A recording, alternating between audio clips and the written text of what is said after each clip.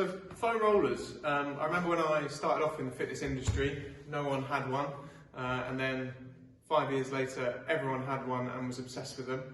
And now we're at a point somewhere in between whereby people have had them, they don't really know what to do with them, and perhaps they haven't had much success with them. So what we know is that we don't use foam rollers to break down scar tissue and adhesions in the muscles. It's more about helping just the feeling and sensation of stiffness. And if you're about to exercise, it can do a good job of making sure the joints adjacent to the muscle you're working on are loose and ready to go. Okay, so I'm going to quickly spin through how I would use them. The general concept is moving up and down the muscle, and if you find any tender spots or areas that feels particularly relieving, then by all means spend an extra 10 or 15 seconds there. Okay, so setting yourself up to do your calves. If they're really tender, then you can have both calves at the same time, and you're just using your upper body to move you up and down. Making sure that obviously you move the roller to get up into the real meat of the muscle at the top there. And if that's too easy or not intense enough, you can cross a leg, lift your hips off the floor and do exactly the same thing. Okay? The hamstrings, again, are identical to that, except you're starting with the roller just above the back of the knees and moving yourself up and down to increase the intensity. Cross a leg, hips up, and then all the same ideas through there. Okay?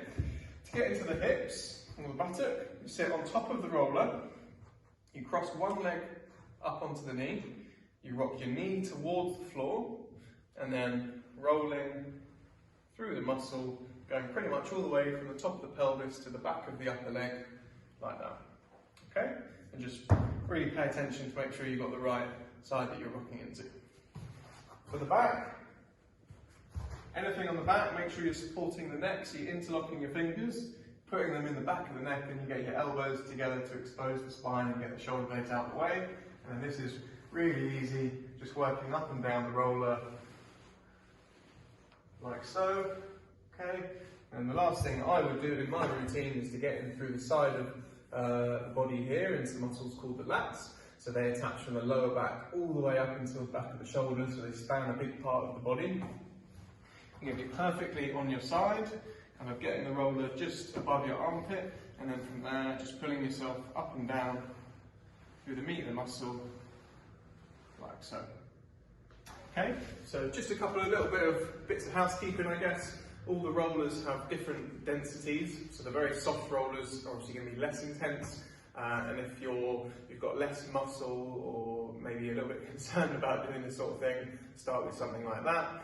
The ones that are higher density are perfectly safe to use, but if you are someone who's had a history of kind of bone density problems, osteoporosis, osteopenia, or anything like that, then I would stick towards the softer ones. Okay?